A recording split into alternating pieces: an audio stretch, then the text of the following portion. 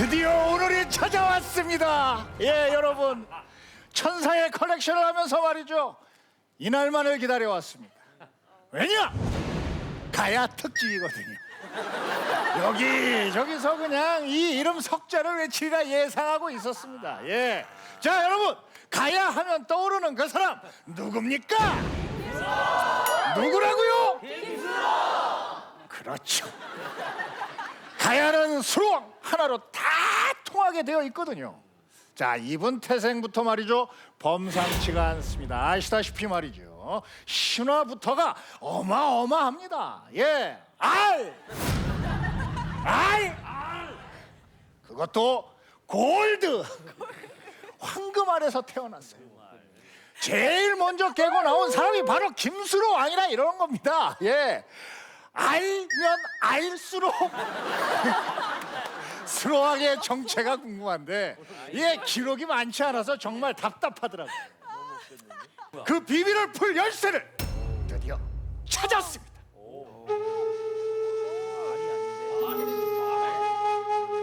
아까는 알, 얘는 말. 네. 자, 결코 이 열쇠가 작진 않아요. 그래도 좀 큼지막합니다. 게다가 국보입니다. 네.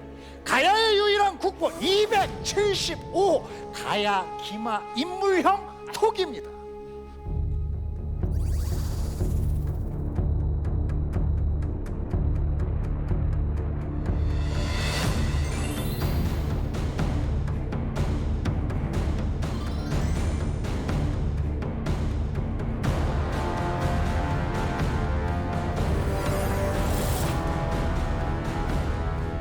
톡이라고 하지만 말이에요, 디자인이 상당히 날카롭고 아주 세련됐습니다. 그리고 이 말 위에 사람은 말이죠, 자, 오른손에는 창, 왼손에는 방패를 쥐고 있는데 뭐하는 사람이겠습니까? 전사입니다. 뭐라고요? 그렇죠.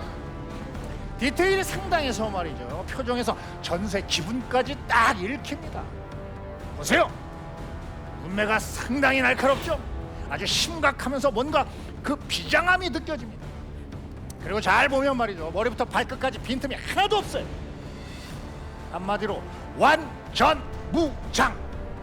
머리끝부터 발끝까지 투구, 방패, 갑옷으로 꽁꽁 싸맸어요. 심지어 말이죠, 말도 무장을 했습니다. 예, 지금으로 치면 장갑차나 다름없는 거예요. 그런데 이 기마인물형 토기는 어디에 쓰였을까요? 술잔이요? 아, 술을 좋아하시나 보군요. 그럼 뭐 꽃병? 여기다 꽃을? 아니죠. 다 틀렸습니다. 이것은 그들이 제를 올릴 때 쓰던 물건이에요. 예. 아마 그 수많은 가야인들이 이 앞에서 다 절을 했을 거라 말입니다. 그러니 말이죠, 여기 이 전사도 꽤 급이 높다라고 보면 아주 그 예가 정확히 맞을 거라 예상됩니다. 자, 급이 높다. 누구였을까요? 김프로! 그렇죠. 누구였을까요? 김프로! 아, 홍경민, 시간 되면 밥 한번 먹읍시다. 자, 저는 이 사람이 혹시 그 김수로왕이 아니었을까 이렇게 잠시 상상해 봤는데요. 그리고 또 하나, 이 전사가 온몸에 두른 이것, 죄다 뭘로 만들었겠습니까? 그렇죠, 바로 FE 철이거든요. 당시 철을 쥐고 있는 국가는 말이죠, 지금으로 치면 말입니다, 석유나 핵무기를 가진 것과 다름없어요. 권력을 딱 손에 쥔 거란 말입니다. 거머쥔 거예요. 그 귀한 철을 가야 김수로왕이 쟁취했다라는 사실을 이 가야 기마 인물형 토기가 몸소 증명하고 있는 겁니다.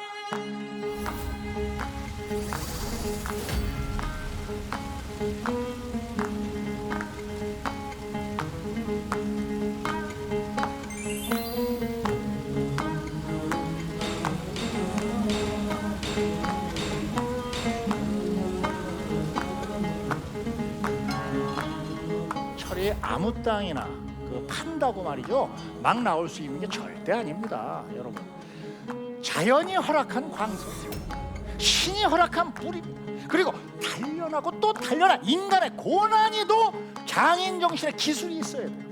이 세 박자가 딱딱딱 맞아야 나올까 말까 하는 것이 바로 철이라는 겁니다.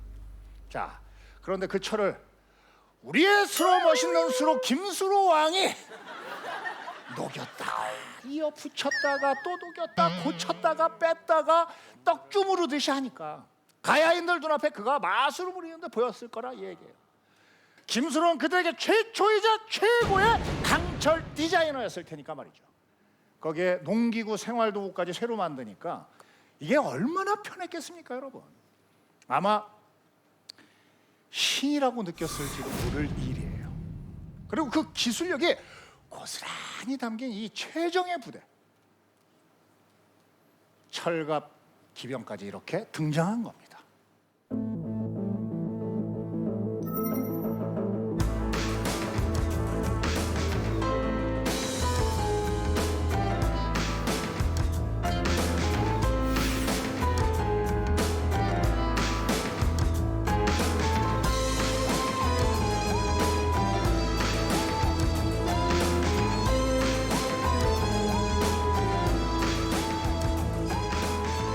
자, 여러분 강철 같은 박수 한번 부탁드리고요.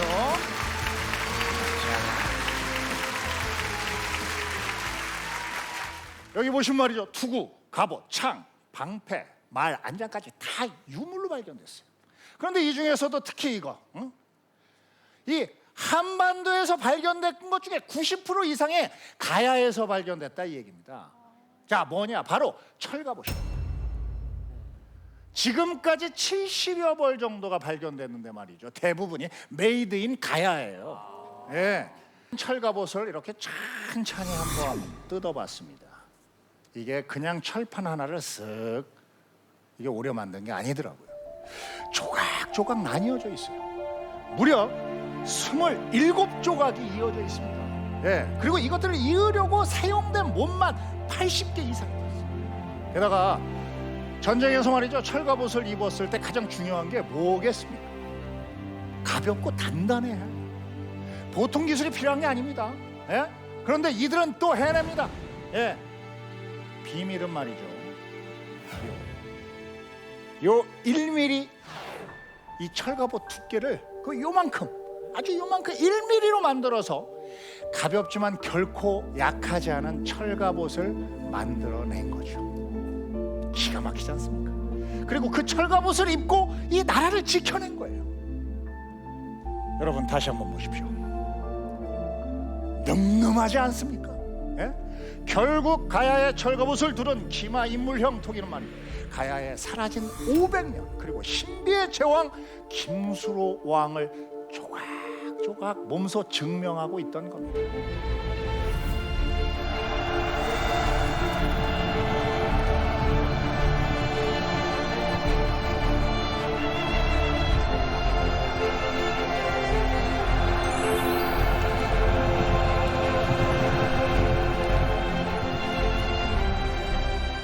이들이 철에 집착한 이유가 이제 조금 여러분들께서 이해가 되십니까? 예, 싸움 걸어서 주변국 이렇게 정복하려고? 아니죠. 이들은 참 작은 나라였어요. 나라를 지키고 백성을 지켜야만 했던 거죠. 그들이 먹고 살 길도 마련해야 했거든요. 그 방법 중 하나가 바로 철이지 않았을까요? 하지만 정작 역사의 기록에 김수로 왕과 가야는 말이죠, 상당 부분 사라져버렸습니다. 참 안타까운 일이죠. 지금 이 기마 인물형 토기가 우리 앞에 나타난 이유, 늦지 않았다, 지금이라도 알아달라, 기억해달라, 이렇게 말하는 건 아닐까요? 이제 시작입니다. 그동안 풀리지 않았던 수수께끼의 답을 풀어줄 가야 수로왕의 블랙박스, 기마 인물형 토기입니다. 감사합니다.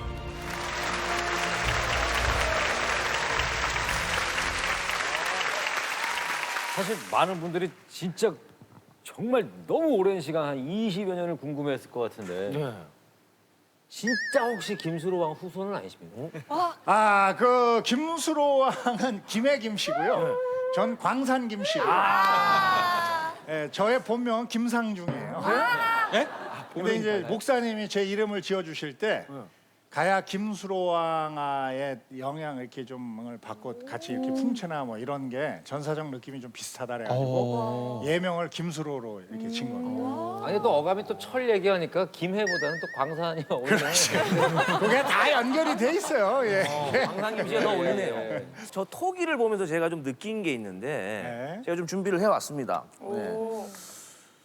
우리가 좀 알고 있는 일반적인 토기는 이런 모양이거든요. 맞아요. 약간 네. 형식이 비슷하네요. 좀 헷갈립니다. 이게 맞는지 저게 맞는지. 네. 어떻게 된 겁니까 이거? 심지어 이게 이름도 비슷해요. 이름도? 네, 경주의 금령총에서 발굴이 됐다 그래서 금령총 기마 인무령 토기라고 불리는데요. 신라시대 토기입니다. 근데 지금 이게 국보 91호로 가야 토기에 비해서 조금 더 일찍 국보로 지정이 됐다고 하더라고요. 아 국보. 무슨 이렇게 조랑말 같지 않습니까? 좀 말이 작아 보이죠? 그러네요. 예. 다리도 짧고 이렇게 짧아. 당나귀 그러네. 같기도 하고 이게 뭐 맞아요. 약간 놀러 가는 것도 아니고 이게 전쟁 나가는 모습은 아니거든요. 요거 보면은 약간 다릅니다. 가야하고 다른 게 위에 보면은 그 갑옷이 없어요. 여기 밑에만 갑옷이 있거든요. 좀 차이가 나는데 금령총이 뭐냐면 그 경주에 있는 그 무덤 중에서도 약간 작은 규모예요. 그런데 또 있을 건 다 있습니다. 금과 뭐 금이라든가 이런 게 다 있어서 아마도 신라 왕자의 무덤이 아닐까 이제 그렇게 생각이 되는데 저거는 가야 거는 어떻게 보면 좀 되게 그 이 철기병 아니면 혹은 그 철을 든 왕의 모습일 수가 있다는 거죠. 약간 다른 부분이 있는 거죠. 그 신라토기랑 이 닮은 모습이다 보니까 이건 가짜다 라고 하면서 한동안 인정을 좀 못 받았어요. 예, 하지만 계속 연구를 한 거죠. 또 연구하다 보니까 결국 이게 바로 가야의 물건으로 딱 판명이 나서 국보로 그제서야 인정을 받기 시작을 했다고 합니다. 진짜 저 예. 가야톡이 얼마나 억울했겠어요. 내가 진짠데 이렇게 말도 못하고 그동안에 너무 깨끗하고 보관이 너무 잘 돼 있었으니까 다 가짜라고 생각했을 거 아니에요. 토기가 억울한 거보다는 이제 저거를 가짜인 줄 알고 안 산 사람들이 억울하겠죠. 잠 못 자죠 그러면. 야 이거 가짜인데 이걸 뭐하러 사? 이거 맞아. 그냥 보냈던 사람들이 되게 많. 분명히 있을 거예요. 예. 네. 실제로 이 유물을 놓친 분이 있어요. 호림박물관을 세우신 윤장섭 선생님 계시거든요. 되게 유명하신 분인데요. 1970년대 초에 이제 그 유물이 나왔는데 이분이 이게 뭐 이제 전문가들한테 물어보니까 전부 가짜라는 거죠. 왜 그러냐면 아니 진짜면 좀 이렇게 세월에 덮개 이런 게 좀 있어서 좀 고색창연하고 막 이랬는데 너무 깨끗하게 나오니까 이거는 가짜일 수밖에 없다. 이게 5세기 때 유물이 아니다라고 해서 이제 가짜라고 하니까 에이 저는 안 살래요 했다는 거죠. 근데 그 유물이 이제 돌고 돌아가지고 결국 당시에 경제박물관장이었던 그 한병삼 선생이 그 이 전문가들 다 설득을 해갖고 이거 진짜다라 그래서 결국은 이제 국보가 된 거죠. 저 가짜가 진짜 가짜가 맞습니까? 저것도 진짜일 수도 있잖아요. 요거 우리 저 김해 시장님 방에 있던 톡인데 시장님 방이면 시장 방이면 잠깐만. 가야가 그 김해 지역이잖아요. 그래서 제작진들한테 흔쾌히 빌려주셨다고 합니다. 예. 아 실제로 시장님 방에 있던 예. 전시돼 있던 제품. 빌려줄 때 약간 손을 좀 떨었나요? 아니면 그냥 이렇게 아니 뭐 편하게 주신 거 같고. 좀 되게 가볍다고 이제 또 아까 말씀하셨잖아요. 그러니까 서해 같은 경우는 옛날 그 기사들 보면은 거의 눈도 안 보일 정도로 전부 다 이제 그런 절갑 옷을 입었는데 이 무게가 거의 한 40kg에서 80kg 정도 나갔다고 하더라고요. 그래서 혼자서 말을 못 탔대요. 그럼 어떻게? 말을 타야 되는데 말을 못 하니까 이렇게 가만히 있고 옆에서 줄을 붙여가지고 사람들이 한 3-4명에서 그 기사를 이렇게 올렸대요, 말을. 그리고 사실 이 서양 쪽 철갑옷들 보면은 아니 이렇게 예쁜 거를 전쟁에 입고 나간다고 이렇게 생각될 정도로 허리가 막 잘록하거나 정말 잘 만들어져서 네. 딱 봐도 이건 보물이다 이런 느낌이 드는데 우리 거는 뭔가 미학적인 면을 추구하기보다는 정말 전쟁에서 이기기 위해서 만들었다 이런 기능성을 좀 추구한 것 같아요. 이 철갑옷은 말이죠 10kg 안팎. 10kg. 진짜 가볍다. 10kg 안팎이니까 가볍다. 엄청나게 가벼운 거예요. 이건 기술이죠. 이건 뭐 기술. 네, 한국에서 제가 옛날에 그런 이야기를 들었는데 한 60년, 70년대 한국에서도 철 가지고 있으면은 그거 뭐 엿으로 바꿔준다는 그런 얘기가 그렇죠. 있어요. 엿하고 하드. 그 당시에 그 기록 있잖아요. 삼국지 위지 동의전이라는 기록 있지 않습니까? 거기 보면 나라에서는 철이 생산된다. 그리고 산, 예, 외에 모두 교육을 했다라는 게 있고 그리고 철을 그 교역을 할 때는 돈처럼 냈다라는 게 있거든요. 그 당시에 철정이 바로 그러한 역할을 했다고 볼 수가 있는 거죠. 이렇게 또 기자님이 깔끔하게 정리해 주시니까 다행입니다. 잘못하면 이게 막판에 이 분위기 여수로. 팀에는 뭐 마무리가 여수로 끝날 뻔했네요.